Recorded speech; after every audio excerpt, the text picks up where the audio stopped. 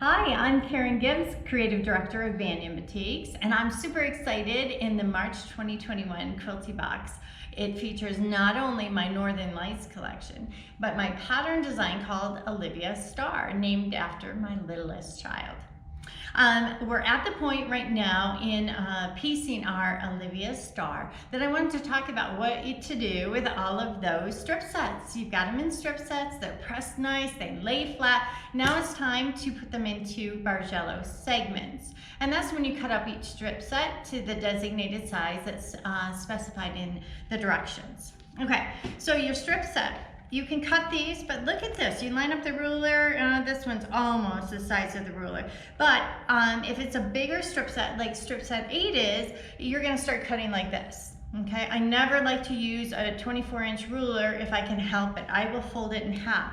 But when I fold it in half, I fold the seams on the inside. So I line it up like this, okay? And I fold it in half. Now, first of all, you have to square up the end, right? So to square up the end, instead of lining it up on the mat and then lining the ruler up like this, which means you can skew it just a little sideways, I protect my piece. I put my ruler down over it, I line up the ruler line with one of the seams, I put my hand over it, and I cut it like that.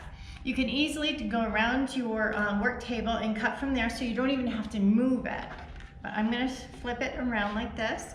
And then I'm gonna do something just a little bit different. You have to cut your segments, your Bargello segments, okay? And it specifies in the directions what size to make. But let's say they're 1.5 inches. Instead of cutting 1.5 and then moving it and 1.5 and moving it, what I like to do is add 1.5 plus 1.5, which is 3.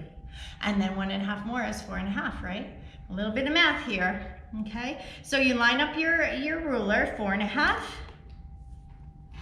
and you cut it, and then you slide it to 3, and then you cut it, and you slide it to 1.5, and you cut it, and look, I got 3 segments already done. Each diamond of the, and then there's 8 diamonds in the Olivia Star.